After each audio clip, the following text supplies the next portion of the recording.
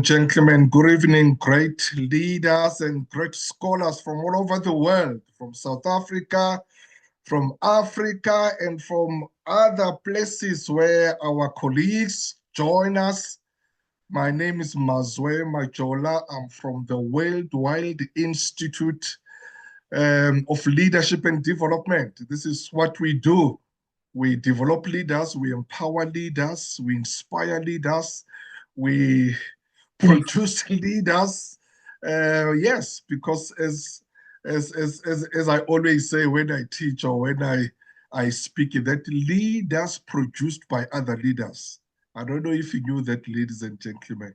There's no leader who's produced by, obviously, I don't want to, I would like to respect other professions, but we are leader today because you were produced by another leader. The certain leader who produced you. And the question I always ask leaders is that how many leaders have you produced? Because leadership, it's about multiplication. It's not about subtraction. So you're a leader, you're a great leader. How many leaders have you produced? So here at Wild, we meet, obviously we do many things, but one of the things we do, whether it's webinars or seminars or conferences, but this is a platform we created in 2020. We've been running it for 4 years or over 4 years, meeting every Wednesdays. Can you imagine? Every Wednesdays, and the caliber and character of leaders who attend. As I always say, that I'm very humbled and I'm blown away, that people have just set up Wednesday 6 p.m. They don't touch that. Telling your PA or telling your friend or your wife or your spouse or whoever, please, if it's Wednesday 6 p.m., don't touch that, because I've got a date with Wild. We meet here, we learn, we unlearn, we relearn, we co-learn. It's a master class every Wednesdays, and I always say that you attend it, there's no way you will not come back again, and there's no way you will be, there's no way it will be the same again, because we always host powerful leaders, powerful speakers, and they empower us, they inspire us. And that's why we keep on coming back. So thank you so much for joining us again tonight on what's the date today? 19 March 2025. We are meeting again. I see so many colleagues, our regulars, our members. You are so welcome. Thank you so much. I see so many people all over, from Zambia, I see from Botswana, I see from Nigeria, our colleagues from Nigeria. I see everywhere in South Africa, obviously. So thank you so much, ladies and gentlemen. You are so welcome. A special welcome to those colleagues who are joining us for the first time. If it's your first time, you are so welcome. This is a safe space. This is a community of leaders. So you belong here. Please don't be diffident. Don't be shy. Do participate. There is a very good reason why we are here. We'd like to learn from you. So thank you so much for joining us. And the fact that you made it today, I know that you'll come back again next week, Wednesday, because how come we don't come today, do not come next week? So thank you so much today. And I don't want to speak a lot. I don't want to waste any time, because I'm going to be introducing my dear sister. We are talking about a very important topic today. As Africans, we should be whether we are a scholar or a leader or whatever, more especially scholars, we've got to be very, very concerned and very, and very interested, very interested about this topic we are going to talk about today. Some of you have heard it, and today we've got a speaker who's going to unpack to us the African Union Agenda 2063.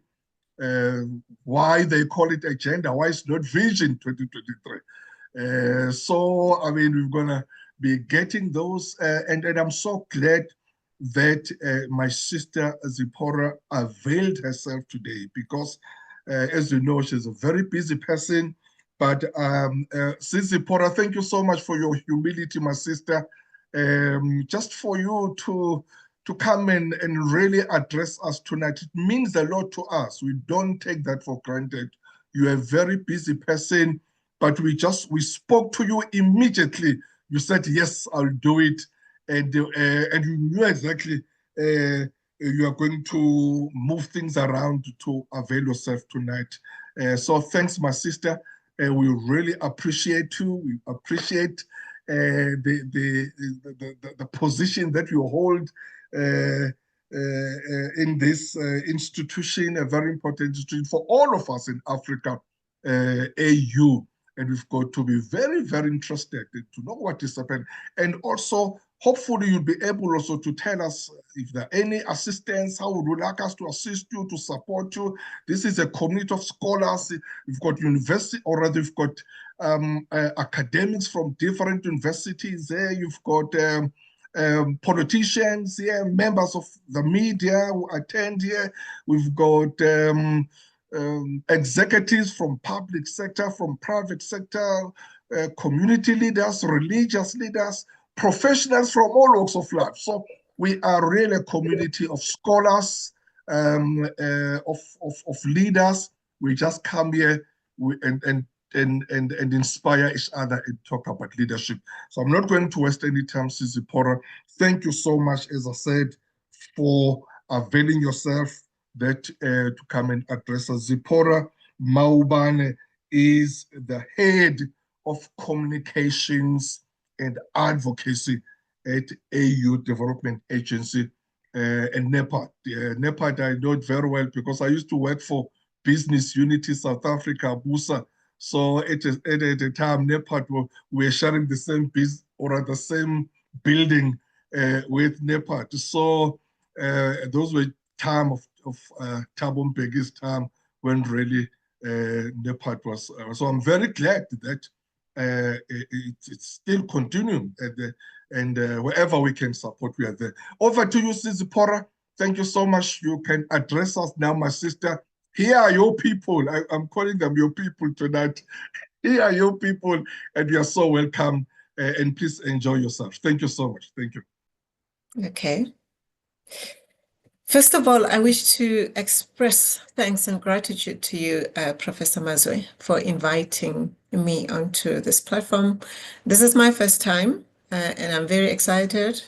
And I believe that this platform has got in attendance today the very, very same people and stakeholders I would like to talk to in my advocacy role at African Union Development Agency, NEPAD. So just a brief background on African Union Development Agency, NEPAD. In 2001, NEPAD was formed by 5 countries, Egypt, Algeria, Senegal, South Africa, and Nigeria. The presidents of these countries then came together and really gave a big thought around what is the development trajectory of the continent. What is it that needs to happen for Africa to jump to the next level of world-class development? So the president and our president at the time was President Thabo Mbeki. They really thought long and hard about what is it that will take us to, as a continent, to the next level of development. And they formed this thinking called the New Path for Africa's Development, NEPAD. And they started to implement it, and they brought in academics, business people, young people, creators. They brought them into the organization, NEPAD, and it started to run, and development of the continent was focused upon by the African Union, at least within NEPAD. So in 2019, the African Union then decided that NEPAD is a very formidable institution, and they would like to integrate NEPAD into the African Union. So 2019, NEPAD became African Union Development Agency. It became the official vehicle of Africa that would drive development. So that is why you see, even from a brand perspective, the institution is still called African Union Development Agency, NEPAD, so that to create a connection between the development of today and NEPAD. So that's the background really in terms of African Union Development Agency and NEPAD, and how the two institutions are one today. So development, and I know we have business people on the platform. Development and business, they go hand in glove. It's not a topic that is spoken about often, but think about it this way. Where there is no development, there are no markets. Where there's no development, where there's no infrastructure, there's no business, there are no customers. So in AU, when we talk about development, we are actually talking about opportunity for business to come and join in creating infrastructure and systems that will enable business to thrive, and as a result, society to thrive, and for the country and the continent to have great and sustainable economic growth. So that is why development, it's so important as a topic of consideration in the boardrooms of big business. And here, my call to action, you asked me, Professor Mazwe, what is it that you'd like us to do? Well, my call to action, and what I would like everybody to consider as I start talking, is how do you play your part in seeing through the aspirations and the goals of Agenda 2063. So I'm going to start my presentation now. What is Agenda 2063? Agenda 2063 is a strategy of development of Africa. And the strategy was conceptualized in 2013 when our own Dr. Nkosazana Dlamini Zuma was the chairperson of the African Union Commission at the time. So we often get asked, why is this strategy for development called Agenda 2063? Why is it so, so far out? Are we going to wait for 2063 to see development? Why? What is the thinking behind this? So the 50-year period was informed by a meeting that was held in Manchester many years ago. I think it was in 1954 or something like that. Yes, I think so. I believe so. Yeah. The forefather, the African leaders of the time, they met in Manchester in the UK, and they were concerned about the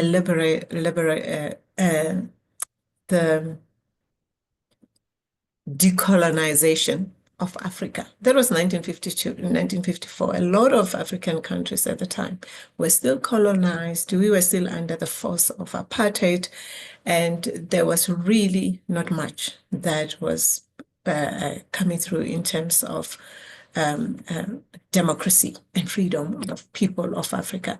So they decided then that they want to see Africa completely freed from any form of colonization or apartheid in 50 years.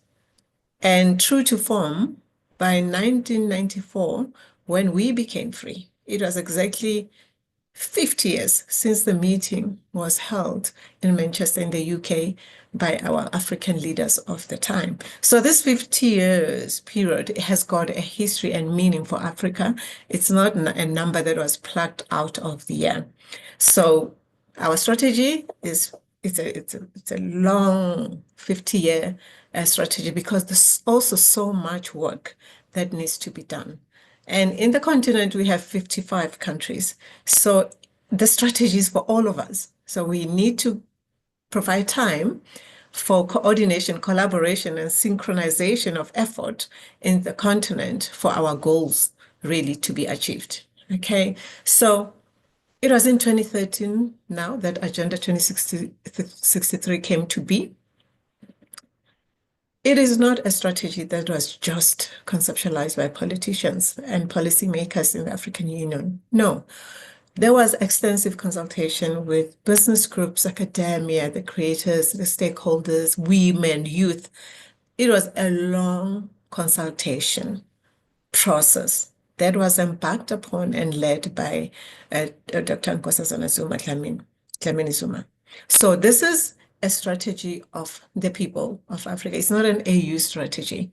It's a strategy that was informed by people who were recommended by member states to participate. So it is our strategy, right? It's a document that needs to be reflected upon in business, at universities, even as individuals. We need to see where we can come in and play our part. The strategy, Agenda 2063, is evaluated in terms of implementation every 10 years. So from 2013 to 2023, it was 10 years. 2024, last year, we embarked on evaluation of performance in terms of how each and every country in the continent is performing against the goals of Africa's development. And the goals, I'll share them with you. There's 20 of them. Now, we are in the second 10-year implementation phase. And we have a report, Professor Mazwi, that indicates what the performance has been like between 2013 and 2023. One thing for sure that makes this strategy formidable is that there's data and analytics and measurement and evaluation every 10 years. So, we all have the opportunity to engage with the evaluation and the monitoring documents. They are available on our website, AUDA-NEPAD.org. So that is the crucial part because we often get questions around, well, 2063 is so far away, what's happening in between? We have evaluation and we have a dashboard as well, which I'll show before I finish the presentation. The dashboard is live, is interactive. You can actually go and select a country and see how it's performing against all the Agenda 2063 goals. You can pick South Africa, you can pick Namibia, you can pick Botswana or Nigeria, and actually just information that is on there comes from the member states. We've pulled it together as the agency because it's our role to implement the strategy. So Agenda 2063, it's our document. And so I lead advocacy of Agenda 2063. So you have the right as an African to advocate, to help me with advocacy, advocate and share it and bring it to the attention of business leaders, of decision makers, of young people, and all those that we know are influential in their field in terms of development and business and economic growth.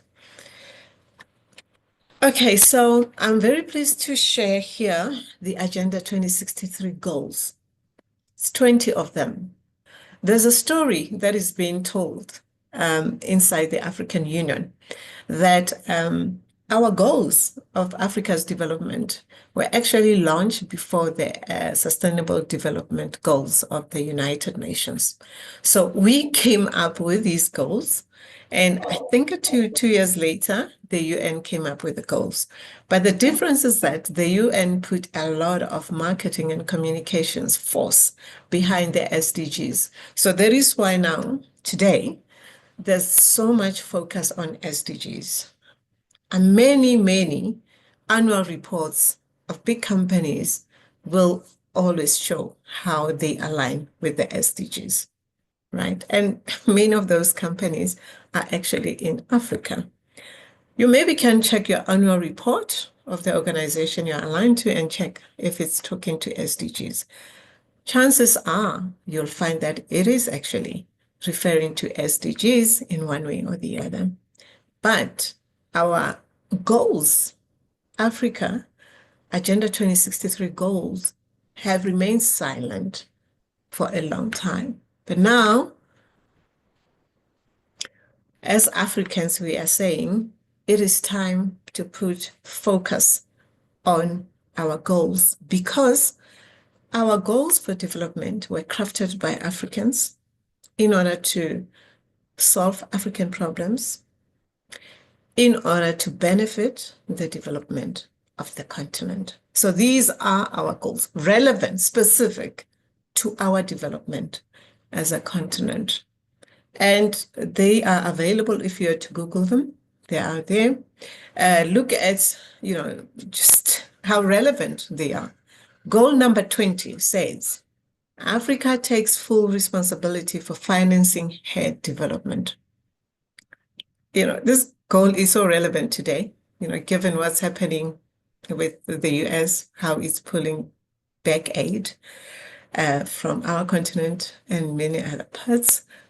But in 2013 already, our leaders, civil society, and all those groups that were involved in crafting the strategy were already thinking about liberating Africa from foreign aid.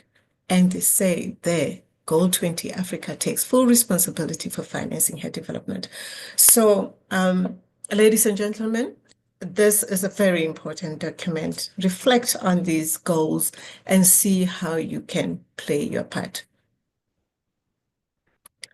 This is the SDGs as we know them. But what we have done inside the African Union, we have developed what we call one plan, two agendas, meaning that when we engage with Africans, we don't leave the Sustainable Development Goals out, because we are part of the UN, right? So we're integrating Sustainable Development Goals alongside the Africa Agenda 2063 goals, so that when you do your measurement inside your organization, you don't drop either of them. So we have that, one plan, two agendas.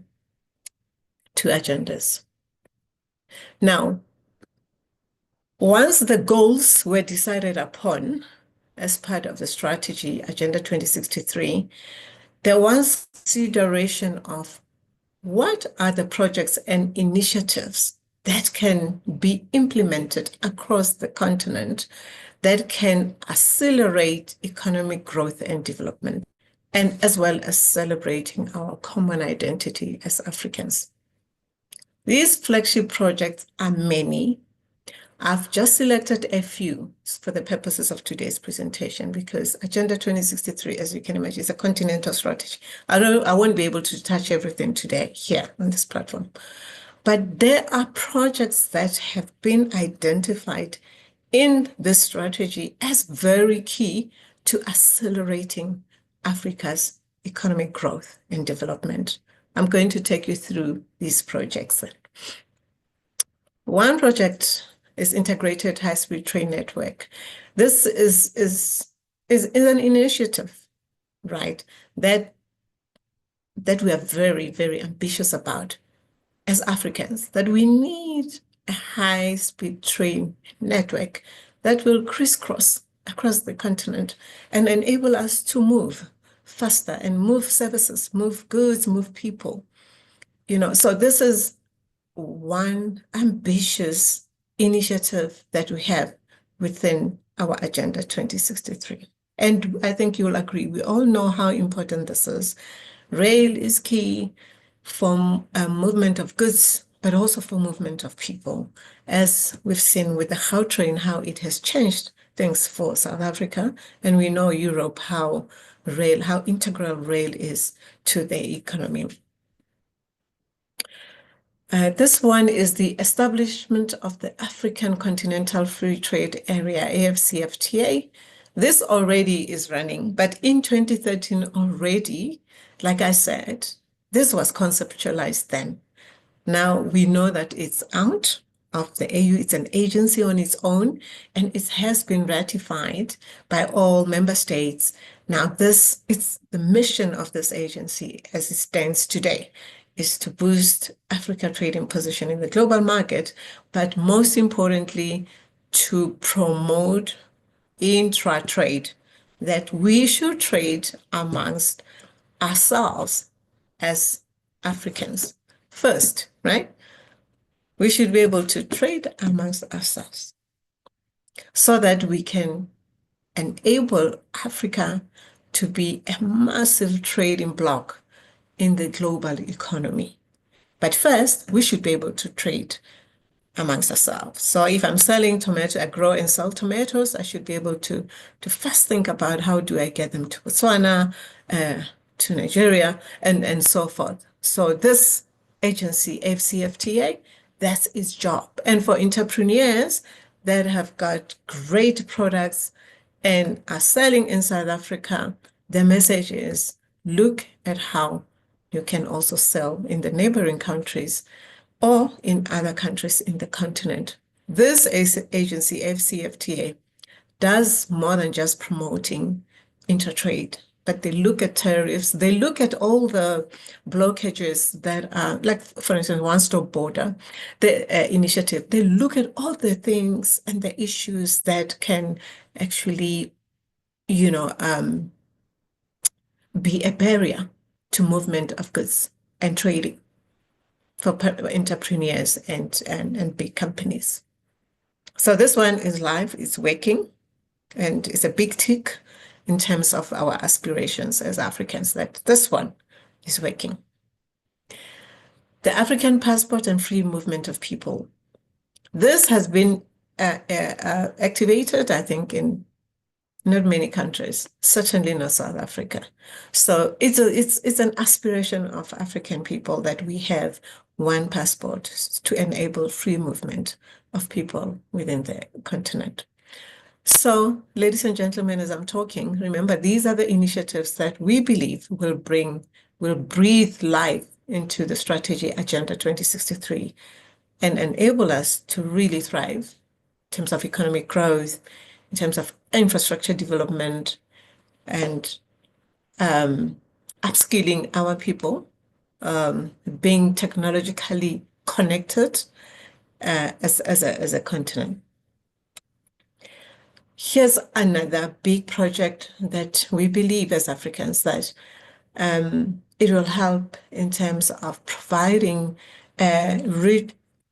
additional energy to regional pools of the continent. So the Inga Dam in the DRC is expected to generate 43,200 megawatts of power when it comes on stream. So this is one project that is underway, and we believe that it will enable us to have additional source of energy, and also to ensure that we have access to clean and affordable electricity. So this is a big project when it comes to energy infrastructure in the continent. It's the Grand Inga Dam in the DRC. Another ambitious initiative that we have in terms of really growing our economy as a continent is the establishment of a single African air transport market, SAATM, to ensure intra-regional connectivity between the capital cities of Africa, and to ensure that we have a single unified air transport market in the continent. growth agenda, economic integration, all that they need a single unified air transport market. We know that it's not the case at the moment. And there are many people who travel in the continent who experience like different connectivity points to reach to a destination within the continent. So this initiative will solve that. We also are looking at establishing our own financial institutions as a continent. There's a World Bank. In Europe, they have their own financial institutions. As a continent, we would like to have ours as well. We have African Development Bank. We have Development Bank of Southern Africa, but we do not have financial institutions that are talking to our own development solely, and also that are regularizing some of the financial imperatives that are out there, so this is also an ambition of the continent.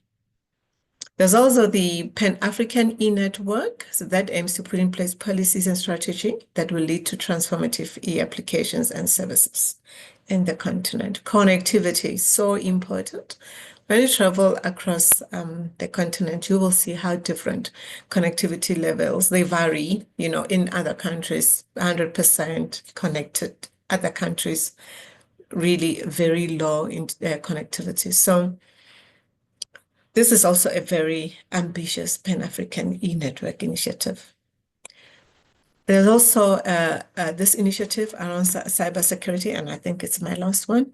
So we are concerned, of course, as Africans, whether you are in the African Union or you are a small business or you are in big business and banking, we are all concerned about security of our intellectual properties, of our customer data, of, critical political information, economic information of our countries, of our continent. We would like that to be protected. And this is a key initiative of Agenda 2063.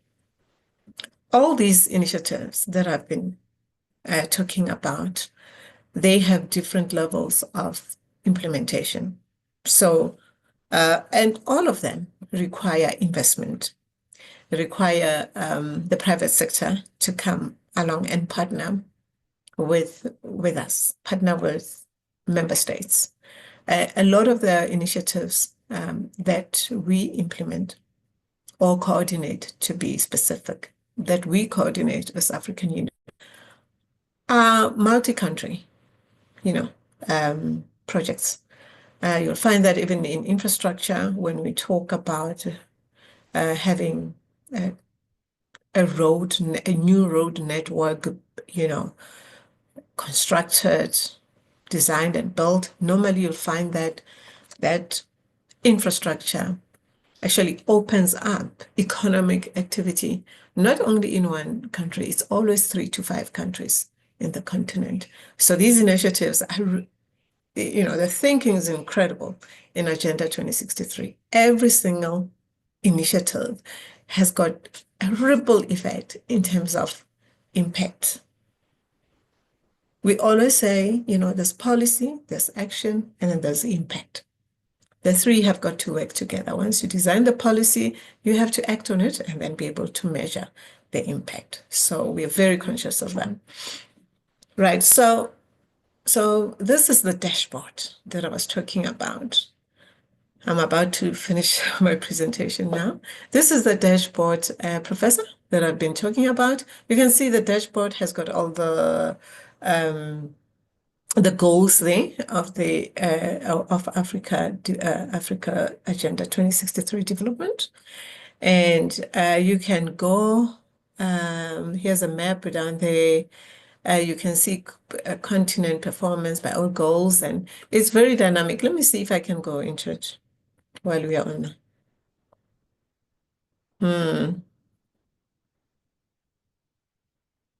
Right, we are here.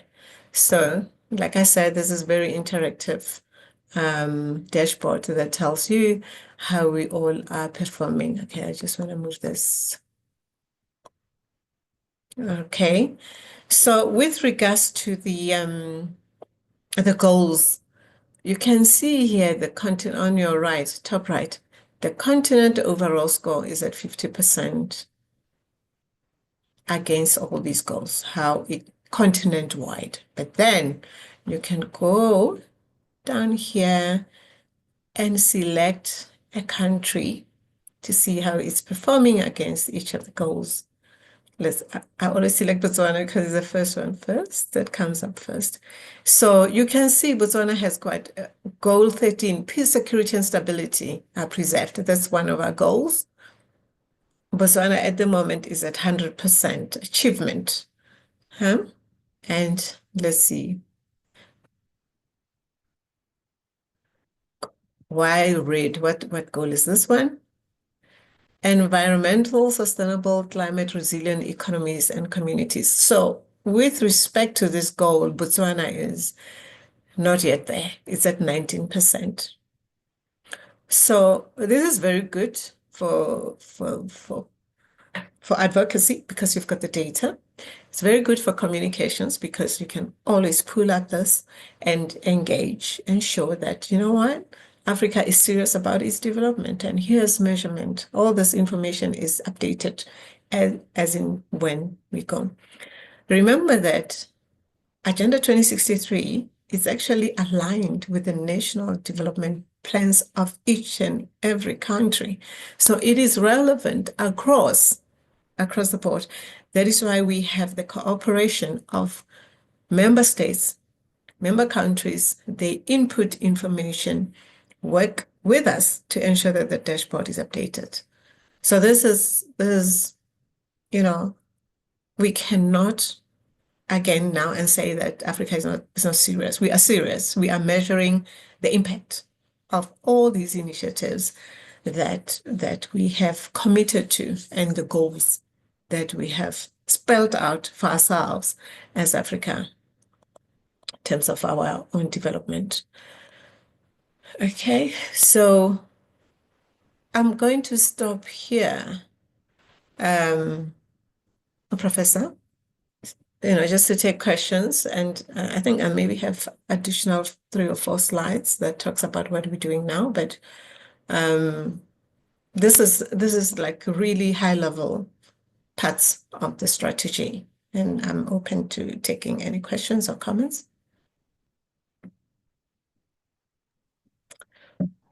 Thank you. Thanks, Zipporah. Do you want to finish the other slides that you have, or maybe? Let me see how I can go back to where I was. Huh? Okay. This is very good. This is very good. I mean, it's information that we need, and obviously, I don't want us to deny the colleagues the information so that when they engage, they know what's happening. Professor, I'm going to stop sharing so I can go back to the presentation, okay? Right, so I think I moved from here. Okay, we were talking about the dashboard. Now this is a taste of what we plan to do now. We are in the second decade, second 10-year implementation plan.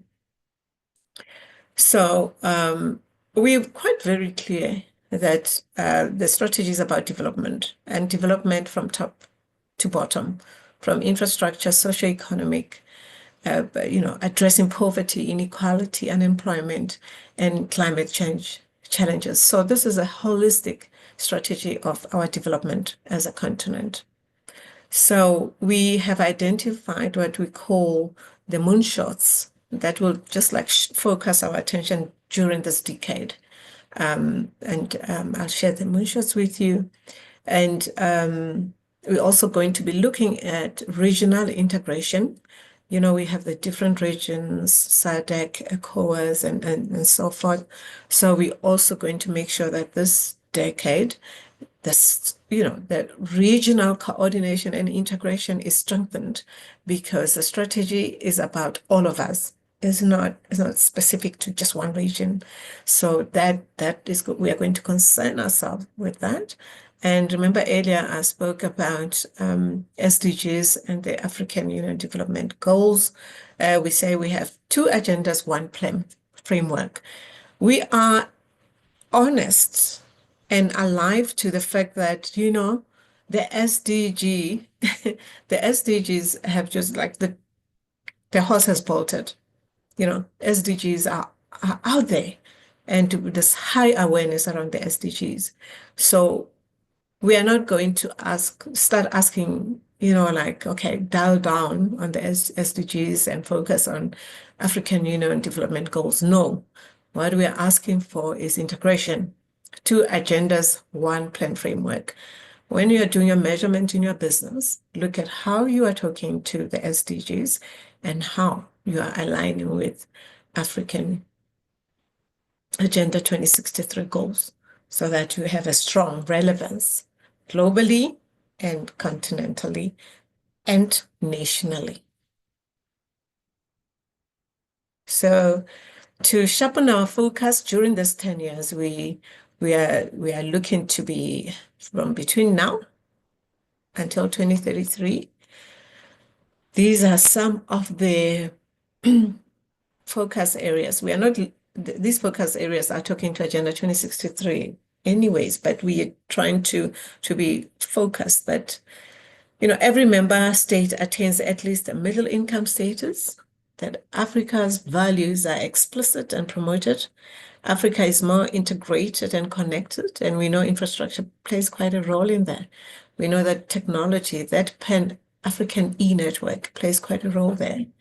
That Africa's citizens are more empowered in terms of, skills, in terms of seeing themselves, the mindset, seeing ourselves as Africans in how we relate with each other, how we trade with one another, how we study with each other, and how we put focus on our identity as Africans.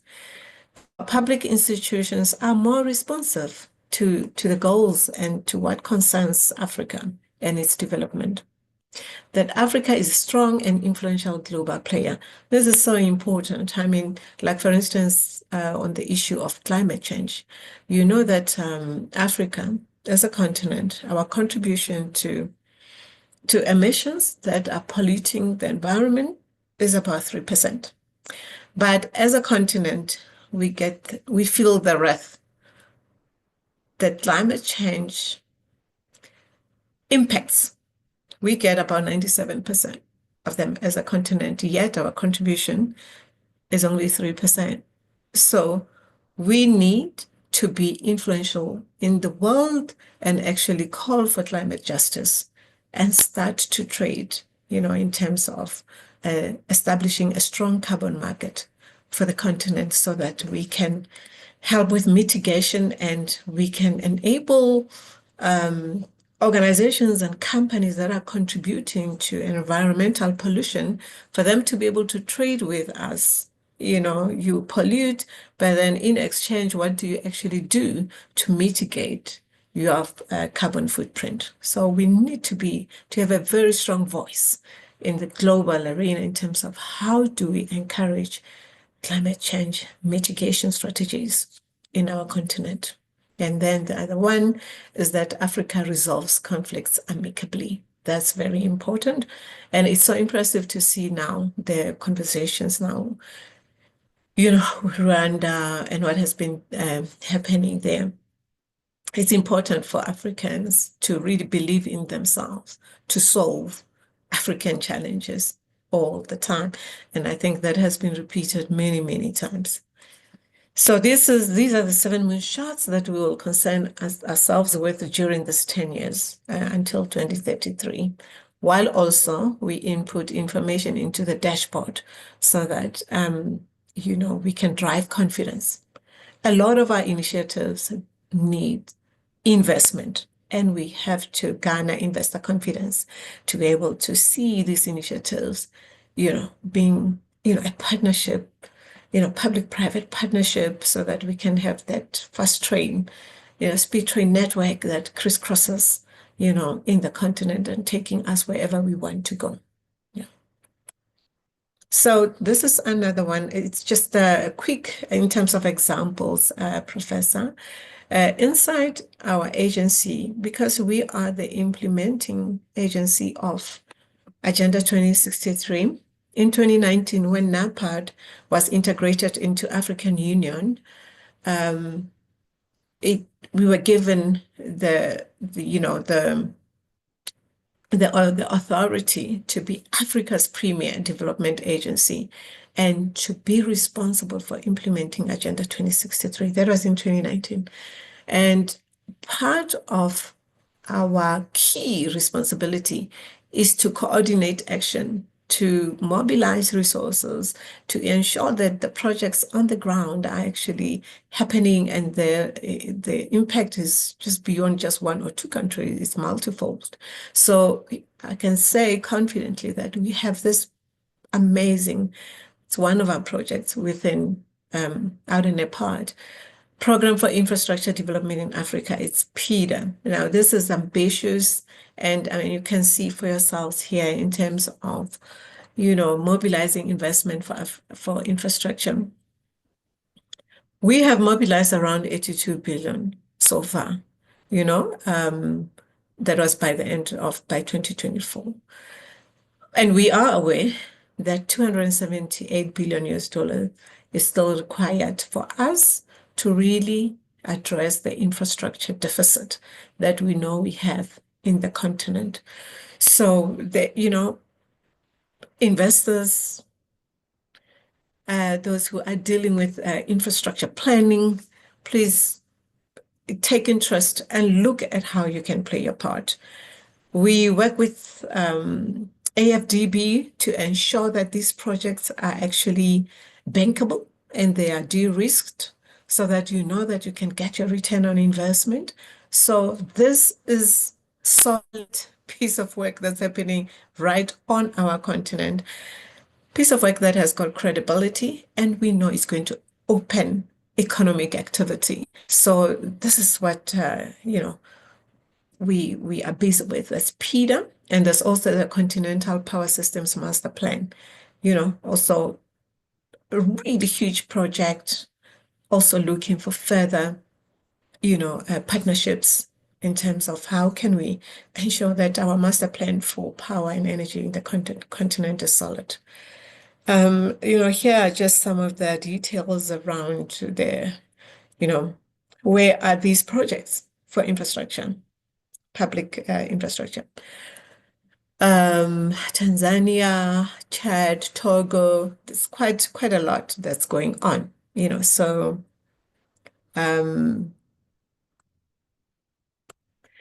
we are very proud of this project because we actually, from a communications point of view, we can take the media to some of the projects and say, hey, look, this is happening since this infrastructure was built. This is how it has opened economic activity in these 5 or 3 countries in our continent. So there's implementation, there's a lot more advocacy that's required so we can create awareness and we can, really position the continent as a magnet for investment. So I'll end there. I just wanted to end this presentation with something tangible that is happening on the ground. And this is just but one of the many things that are happening. Thank you so much. Yeah. Thank you very much. Zipporah, if you can just close your from your side so that we can, thank you so much. Very, very insightful, very informative. I'll really give more time to our colleagues to ask questions. I see on the chat room there are good comments, but there's a question from Professor Chioma Blaise Chikere. She's joining us from Nigeria. So the question from Professor Chioma is that my question is this: how are the different leaders of our nations in Africa addressing the mass exodus of our experts and professionals to the global north at the AU fora, knowing fully well that poor development, remuneration, and political instability in most of our countries drive this brain drain. So that's a question from Prof. Chioma. If you can just take three, Zipporah, and then you can respond. And there is two hands there, Maha, and then will be followed by Lindelwa. Over to you, Maha. Thank you. Hello. Good evening, leadership, Dr. Mawesa and Madam Zipporah. I'm Maha. I work as Partnership and Digital Communication Officer at African Union Development Agency. So Madam Zipporah is my leader and my boss. I have only one insight, and I always say it regarding Agenda 2063. I'm from Tunisia. I'm a North African. And as you know, we are labeled since ages that we are part of the Middle East, as the UN at the UN, United Nations decided that we are North African Middle East. And always when we look at the African narrative at the UN reference or BBC or wherever, you will never find North African as part of the African narrative. We are connected to the Middle East. While if we look back to our history, you will realize that Miriam Makeba held an Algerian passport since 1970. And Miriam Makeba organized parties and ceremony and sings in my country. Indeed, like my elder uncle, he was a big fan of her. So many artists came to North Africa, and we have a really deep connections to Sub-Saharan, West Africa, East Africa, and there's a lot of connections between us.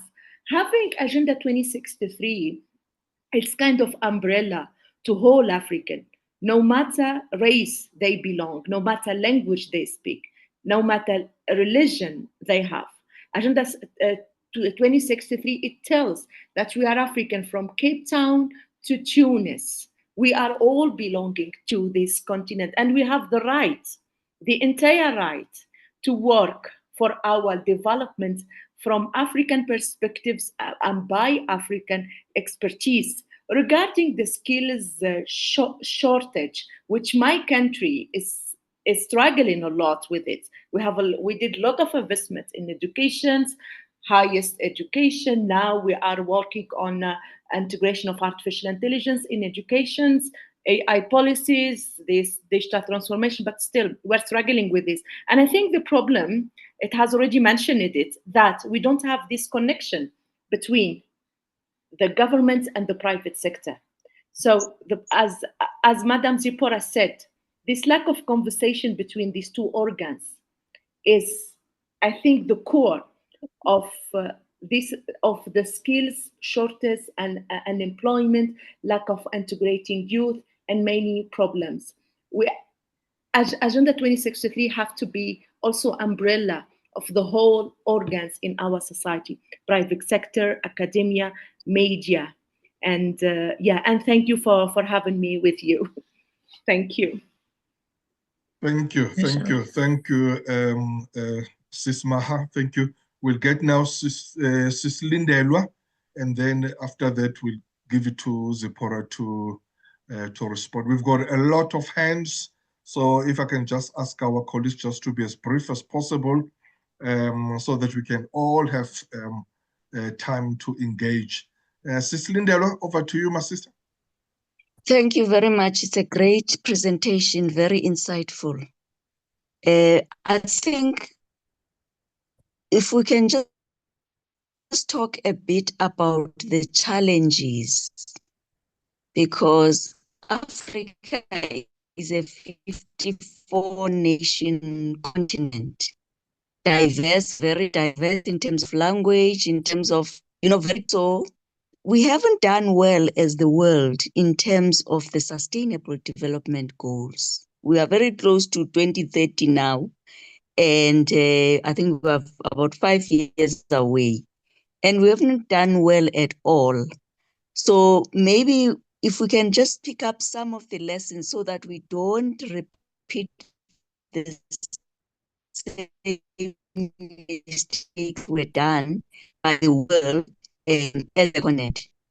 I'm glad you touched on in your word science the guns, because that's one challenge we have as Africa. But it'd be interesting to also talk the good work. I know we are in the second 10 years now. We've done the first 10 years. It looks like we are making some progress, but what are the challenges? Especially because you want to bring in, somebody spoke about the brain drain. You want to retain skills within Africa. So if we can just touch on the challenges, please. Thanks. Over to you, Sis Zipporah. Over to you. Okay. First of all, thank you so much for the questions. And I just wanted to say to everyone here on the call that if you meet someone from North Africa, engage them and just check how they are, their sense of identity as Africans, how it has been, interrupted, and it just give a lesson. I learn every day from Maha in terms of, what it has been like being North African. But young people like here are changing the discourse and are really claiming the narrative that they are African and they're not part of the Middle East. So that's very great. And to Professor earlier about the brain drain, the brain drain is a challenge for most of our countries inside the continent. And, we cannot stop young people from, or not just young people, anyone from working anywhere. And now we have another added layer of being able to work for countries overseas from the comfort of your home in Nigeria or in Senegal, for instance. So with regards to the world of work, things have changed and opportunities are presenting themselves differently. I was reading the other time that there has been an agreement between Kenya and Germany in terms of allowing a certain number of people to go and work in Germany. There are certain incentives that are part of bilateral conversations between the member states and other countries outside of the continent. So I think it is something that each and every country in the continent is concerned about, and each country has got its own strategies. So there are other campaigns that are being launched. I know we as South Africa, we do have a campaign, and I also believe that Rwanda as well has a campaign to keep talent and to attract overseas talent. So it is a complex one, Prof. There's no one answer that can fit all the circumstances, but it's top of mind in terms of conversations. And Linda, Law, thank you for the question around what are the challenges and what are the learnings. The first 10-year implementation report, it does indicate on one of the things that part of the challenge is really the pace at which we move in terms of implementing and coordinating.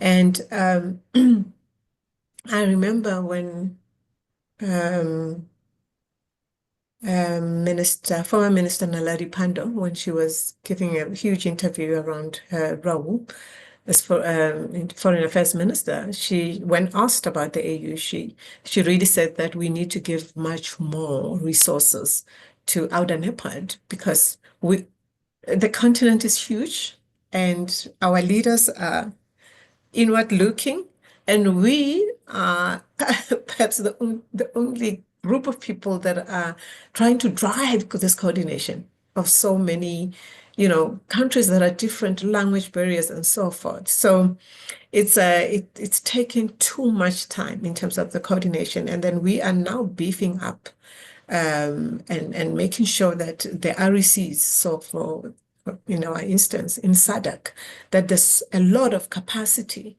that we can work with from where we are in terms of coordinating initiatives. So there's a lot of challenges around the time it takes to implement. But another challenge is lack of investment. We are not actually advocating too much to attract investment. So we need to really drive the communication around Agenda 2063 and what it presents for potential investors. Those are like two of the challenges that we found. But in terms of countries, they have been, all member states are receptive, but I would say some member states take time to ratify initiatives like, the Africa AfCFTA, the agency responsible for intertrade. I think it was only maybe 5 years ago that all the countries ratified it so that it could exist. So also those are also some of the challenges that ratification does take time, and some of the initiatives can't get off the ground. But we do have, I'll send to Professor the 10-year implementation report for everyone to have a look. The first 10-year implementation. Thank you. Yeah, thank you. That would be great. It would be great to really get to that report so that we can read it. Let me take the next three, Piet. Let's go to Siphiwe Mngadi, followed by Tsepo, and then Andiswa, in that order, please. Madlogov, over to you, sir. Thank you, Prof. Majola, for the opportunity.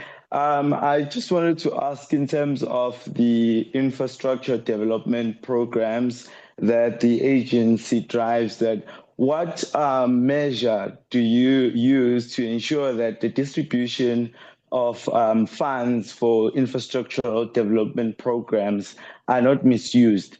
Because to me, it sounded good that there is such an initiative, but my reality as a South African is that we have collapsing municipalities and we have a decay in terms of those kind of initiatives. So I just want to know, what measure do you use to ensure that the mismanagement of funds does not take place? Thank you.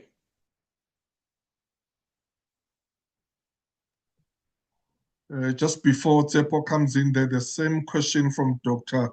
Tandiwe Gama, then the chat room. Unfortunately, she has had to log out. She's also asking about corruption in our continent that hampers development. Let me take my brother Tsepo, over to you, sir. Thank you, Prof. Thank you very much. And thanks to Zipporah, a very, very informative presentation that he has given us about the development agency of the AU. Just to get closer to the question that Mngadi raised, I needed to check the monitoring system. How are you going to monitor the funds that will be distributed to the countries, particularly the infrastructure fund that will be distributed to boost our infrastructure in the African continent? And over and above that, when I hear that you are looking for much more investment for this infrastructure development within the continent, which amounts to 280 or 200 plus billion of rands. Now, I need to check whether, for example, it is much possible for the AU and your agency to work with the individuals to realize these investments that the continent is in need of, which then obviously it will be some of the investment that will come within the continent and outside the continent. But would you allow a situation where individuals come in and come in with some various initiatives that can get closer in terms of getting the actual investments and the required investment by the continent to pursue the infrastructure that's required by. Thank you, Prof. Thank you very much. Once again, a very, very informative presentation that we've had here. Thank you. Thanks, my brother. Thanks, Seppo. Dr. Gama, seems like you're still in the call. Do you want to express yourself? Sorry, I was just reading your message there in the chat room. Dr. Tandewe Gama, would you like to express yourself before Zipporah responds? Thank you, Prof. I'm using my daughter's cell phone here, so I'm not too sure, but I have to log out. I was just waiting to hear if from the speaker, from Ms. Zipporah, what her response is, and then log off. But thank you for the opportunity. Yes, and I think in support of, I think, two of the previous colleagues who are asking a question related to the corruption, I think my question is, looking at the scale of corruption that is somehow known, the African continent is known that, when it comes to corruption, we are sort of higher up in the league. To say how much does this demon have an impact also in terms of these goals, and what are the mitigations or contingencies that have been put in place just to make sure that we try to tighten up the grid of corruption, because we know it's here and it's eating up on a lot of the progress that we have. I'll try to listen, but I cannot stay longer. So I'm also on a child's cell phone here. Thank you so much for the opportunity, Prof. Thank you. Thanks, my sister. Over to you, Zipporah. Thank you. Okay. I'll start with, well, I think I'll just talk to the two questions around monitoring. So where we are sitting as the agency of the AU, we facilitate, we mobilize resources, and then we work with a level down, which for the purposes of this conversation will be SADC, right? Regional Economic Community. And the regional economic community, then they connect with the member states, the countries. And then the Minister of Planning of each country, or the minister in charge of the national development program of the country, then will be part of that. And then there'll be involvement of local business, So it's at times we find that we do this mobilization. By the time the project actually get launched, we already are like so out of the picture, and it's really at within the purview of the member state. But having said that, I know that we are not working on these big money, big funds, big projects blindly. We have the African Development Bank as a key partner in what we do, especially on infrastructure resources and fundraising. Like I said, they de-risk the projects. They make sure that they are bankable. And from then on, if there's 3 countries involved, then the project moved to that local stage. But I would like to say that there's always monitoring and evaluation of implementation at every stage. Yes, some of the things might fall through the cracks, and I would not want to limit those kind of things just to our continent. It can happen anywhere else where people are involved. But all I can say is that we see projects coming up, standing and becoming viable and opening the continent for economic activity. So, development, politics, and corruption. My sister asked there, yeah, we are in development and we want to see things working, and, at any opportunity where we have to influence member states around implementation and clean governance and, integrity, we do that, but at the end of the day, implementation happens at a member state level, with business and partnerships, development partners involved. And, we would like to believe that every single person is aware that, corruption would not take us anywhere, whether in this continent or out of it, yeah. I may not have given a straight up answer, but we believe that if we enforce values of accountability and values of integrity in how everybody works, we can be able to see progress in terms of really rooting out corruption, especially on projects that are meant to open up economic activity and change people's lives. Yeah. Thank you very much. We take CZ. CZ will be followed by Andiswa. I've requested that the colleague there just to give us his or her full name so that we don't call you by CZ, but in case we know your name. Go ahead there, CZ. Okay. Good evening, Professor. Apologies for that. I think when I joined, I did not update my name. My name is Koli Zephaniah. I'm from Harare, but based in South Africa, and also part of the BRICS Manufacturing Working Group for South Africa, and leading a task team called Smart City under the Manufacturing Working Group. Thanks very much. I just wanted to thank you and thank Zipporah for insightful presentation. Yeah, it could not have come at a better time than this for us to discuss these critical issues towards African development.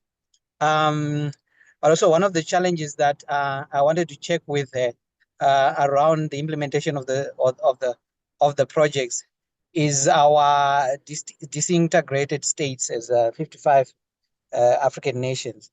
In terms of then doing infrastructure that cuts across Africa and benefits, for example, the whole continent. What is being done towards the actual political integration of Africa besides the trade and other areas that we're looking at integration from a political union of Africa? Is there anything that is being pushed at the moment, which I think is a huge dependence for our projects to be successful? Okay. Thank you. Thanks, my brother. I think Sis Andy, so I saw your hand up. Go ahead, my sister. Andy. Yes, Prof. Thank you very much. No, mine was to appreciate the dashboard approach, being able to measure your effectiveness. I think from 2010 and coming to 2015, a lot of organizations globally have developed master plans. But if you do not have a monitoring tool that tracks how far you've gone with it, as Lindela was saying, we haven't done much with SDGs. And we always cite them in our reports, our work in local government. We always cite them, but we don't make reference to Agenda 2063.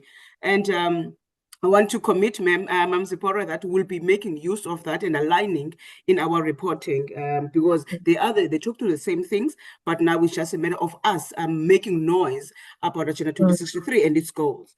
And also asking, how do we make them informative to the young people?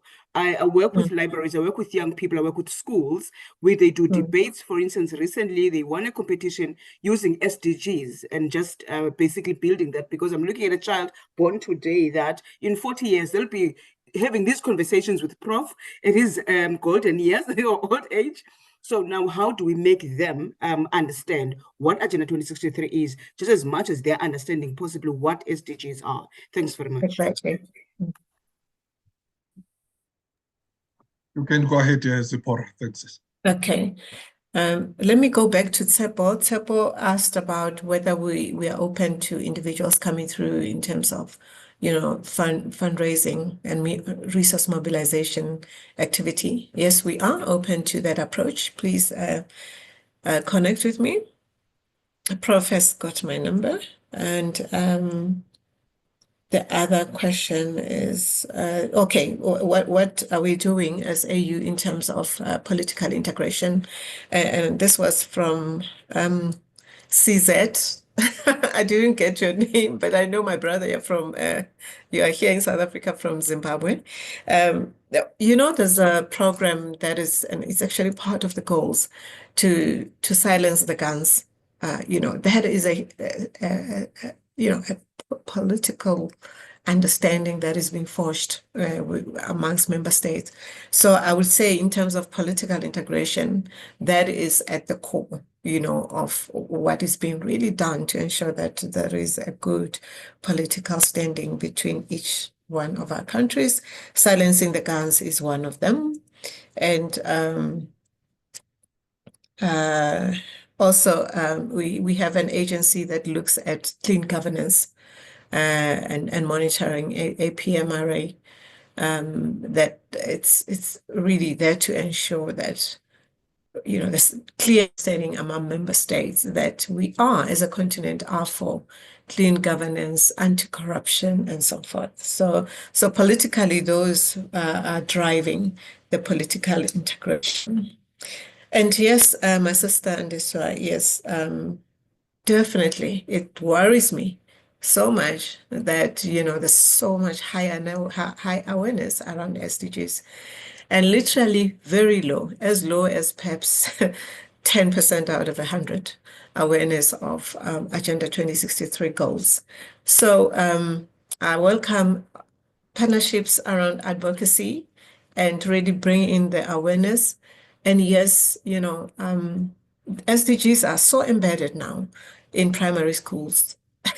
We need to get the African Agenda 2063 goals just as embedded. High school aligned, universities aligned. Like, we really have to start from the bottom. And I welcome a partnership with you. And I can bring in the materials, and we can see, we can collaborate in terms of how you would like to help me at the space that you're at. And for everybody else here who's here. Just yesterday, I was at UNISA, presenting this and asking for partnership, to help me in terms of using their machinery as a Pan-African university. Their machinery of communication is continent-wide. How can I leverage from them and embed awareness of Agenda 2063? And we are going to have to formalize that partnership. So please, if you are in an organization that you believe can help in partnership of advocacy of Agenda 2063, I'm open to those partnerships. The many we can be able to do, the better, because we are lagging behind. Thank you.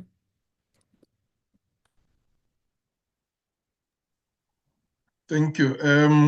CZ, just for the record, I see you want to come back there, and thank you for the record. If you can just give us your name before you make your points. If you can just take it very slowly so that we get your name, my brother. Go ahead. I can see that you want to come back there.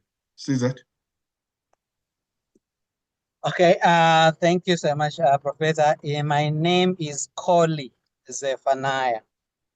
I don't know if that that sailed through. Thank you, sir. All right. Thank you so much. Thank you. Go ahead. Yes. So yes, thank you, Zipporah, for answering me with regards to political integration. But yeah, I'm also wanting to be a little bit bold.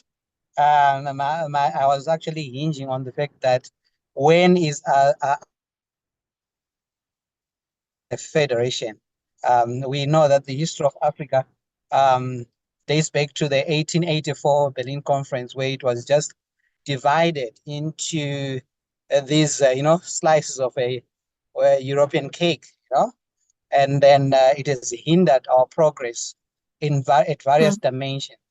So without the political integration of Africa into a proper federation, following the fashion of Burkina Faso, Mali, and Niger, right?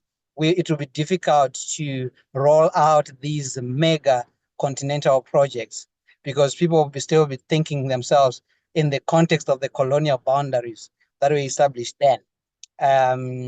So I'm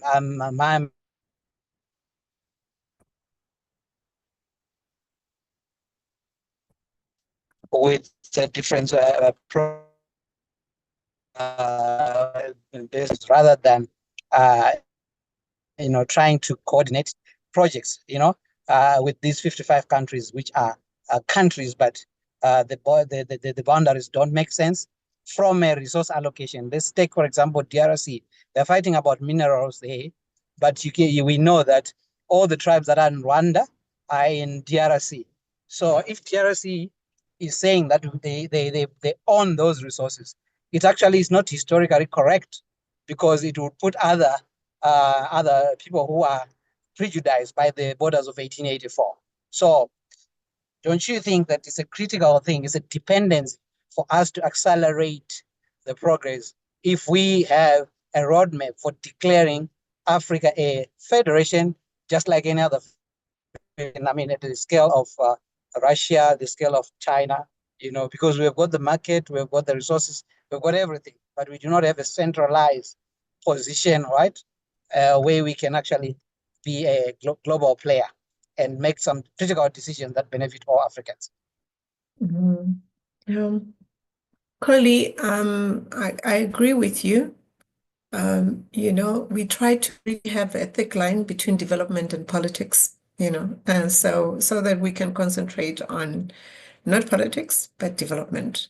But I hear you and I understand you. Some of the, I see when I travel in the continent, the long-lasting, devastation that came about with colonization is still visible wherever you go. So I think development, the advantage of development is that it's forcing us to look for solutions and a way forward in terms of how we can improve. But of course, you are right. The politics are different, and we need to address that. We need to forge that common identity of us as Africans and be proud about it, and also change our mindset. We have everything that we need. We have mineral resources. We have beautiful weather. We have so much that can enable us to finance our own development. So and with the new leadership in politics, the young presidents that are coming, that we see now, it is very, like in Cameroon, in Botswana, it is very, very exciting and enthusing, and that we're hoping that, the mindset will shift towards one African people. And I can promise you, we haven't seen a project being, interrupted, a development project being interrupted by politics. I don't know of any. Most of our projects on infrastructure that we're implementing that are affecting 3 or 4 countries are getting implemented. So when it comes to development, I would say our political leaders are actually very much united around Agenda 2063 and the goals. Wonderful. Pleasure. Thank you there, Brother Coley. Thanks, my brother. Thank you very much. Yeah, I think one of the great milestone or achievement of the AU Agenda 63, as Zipporah said, was the launch of the free trade area. Absolutely. Which really, that was a great achievement. And I like the way countries will give each other space, because the free trade area is housed in Ghana. So, Yes. so that you don't have one super state that will have everything. So one thing must be go there, one thing another country, so that all countries in Africa may benefit somehow. So yeah, that was a great Yes. achievement. Now you'll understand, ladies and gentlemen, especially South Africans, that I've had many people asking that why all the time when there are like big events in South Africa, global events, but there will always be this African thing that, but it's not only us, but a continental rate, or I mean as well. You remember when there was BRICS here, and then there was a lot of invitation to other to the continent to say yes, South Africa is a member of BRICS, but because BRICS is coming to Africa, let's have other countries as well joining us. It's happening now with the G20.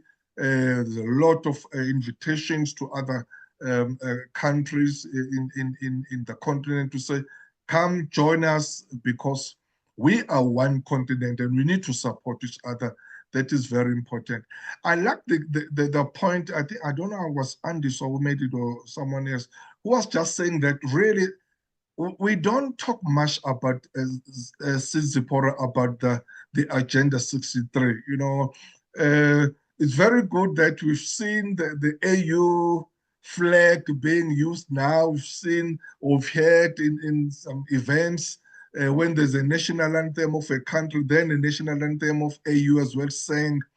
But I think we need to definitely to put our heads together and see how we can popularize the Agenda 63 in different areas of influence and expertise that we are in, so that people will know about this this Agenda 63. In terms of 50 years, yes, we definitely needed a 50-year vision in Africa, because you'll see what happened in China. China had a 50-year vision and see where it is now. So by, when is it, 2063? I don't know how many was here. Maybe if I can say raise your hand, we'll still be alive right then. And see how will Africa look like. Obviously, it's for our prosperity, or rather for our children, our grandchildren. So when they look at us, they must say that, look at what our grandparents did, because I don't even think our children will be there. Maybe our grandchildren. So thanks, Zipporah, for this insightful presentation. It really gave us some insights of what is happening within our continent, and we must embrace it and find a way to assist. Just before I give you space to give us your parting shots and your closing remarks, in terms of the support from different countries, is there unity and cohesion when it comes to this, or is just a tick box that, yes, your country, who, what have you done? We've done this, like what has been happening with, or what has been this Africa peer review thing? Yes, APRM. APR. So in terms of real seriousness and the unity and the cohesion, in terms of driving this, that we are all there in oneness, in one voice, that we want to see this happening. Not only 2063, obviously, as you said, that in the last 10 years, there has been some achievement. Between 2023 and 2033, what will happen? That is, it's very, very important.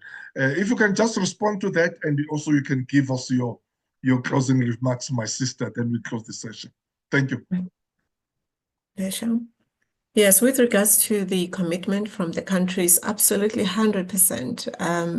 You will just see when we are at the AU Summit twice every year, where all the presidents come to the General Assembly to make decisions. The focus is really on how each agency of the AU is implementing Agenda 2063, or we're working towards it. For instance, the Africa trade is at the core. You know, it's symbolic of what Agenda 2063 really tangibly achieved, and you know, huge infrastructure projects like infrastructure.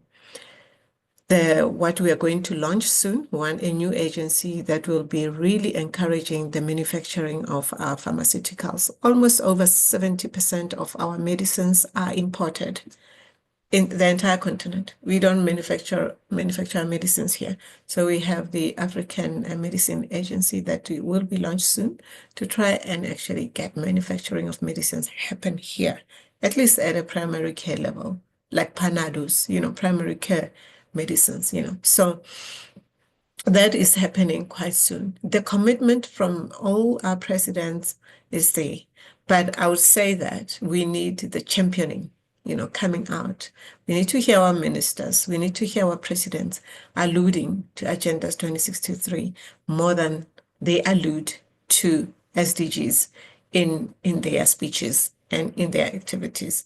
So because I'm involved with advocacy, I see it and I pick it up all the time when, SDGs are mentioned and Agenda 2063 goals are not mentioned. So it's important for that alignment. And with respect to my parting shots, I would like to say, Professor, thank you so much. I didn't know what to expect coming to this platform, but immediately I felt a very warm welcome across the screen, and the participation from my brothers and sisters on the call was absolutely brilliant. I feel this engagement and concern and interest into what's happening in our continent. We need to drive that. We need to drive the awareness of Agenda 2063 where we are, even at our tables in our own homes. Let us talk about those goals and actually interrogate them. They are so relevant, absolutely relevant to our day-to-day lives, at work, at home, and in our institutions. So that is my closing part. Please help Africa. We want to have the Africa we want now, and also for our children. We want in 2063, when they look back, those that come after us, to be able to say, wow, our leaders, our parents, our grandparents, they were really united in developing the continent. Look at where we are. And it's all because of Agenda 2063 goals and initiatives that resulted from the thinking and aspirations of Agenda 2063. Thank you very much. Wow, thank you. Thank you, my sister. I want to echo some remarks there from Professor Chiemo. She said you are a legend. Indeed, you are. I agree. I support that. Thank you so much, my sister. We will definitely support you. We'll find a way. We'll discuss with colleagues in terms of how we can really take this as one of our programs as well and assist and partner with AU or you, the agency NEPAD, and see how we can popularize, as I said, so that we talk about these goals are very, very important. Once again, thank you so much for availing yourself. I see another comment there, or a request that we may bring you back. I agree with that as well. Please don't, I know we are busy, but when we knock again, say, can you come back again so that we can keep on discussing. Yes. We'll definitely bring you back again, my sister, so that we see where we are, and maybe even ourselves would have find a way of how we can work together with you and discuss that. So we'll bring you back. Professor Chioma Bless, she says the topic is reverberating indeed. The Africa we want, the Africa our dreams, the Africa we desire, the Africa we deserve. And we all agree with that. Thanks so much, my professor, for that. And ladies and gentlemen, this is the Africa we want. This is the Africa we are dreaming of, Africa we desire, and indeed the Africa we deserve. Thank you so much for joining us tonight. We do have our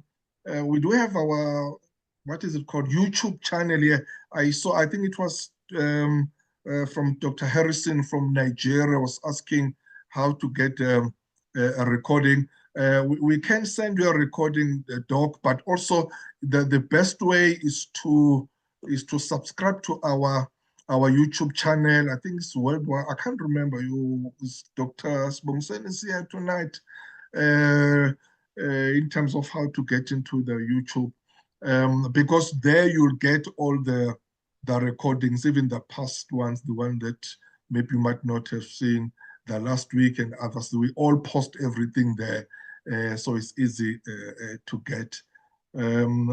I see there's another hand there. During my time at the SRC, while I was still a young politician at university, we used to call the point of exigency comrade or the point of exigency chairman. It seems like Onyike, I've closed the session, Onyike, but it seems like you've got a point of exigency there. Go ahead, my brother. I can give you. Onyike.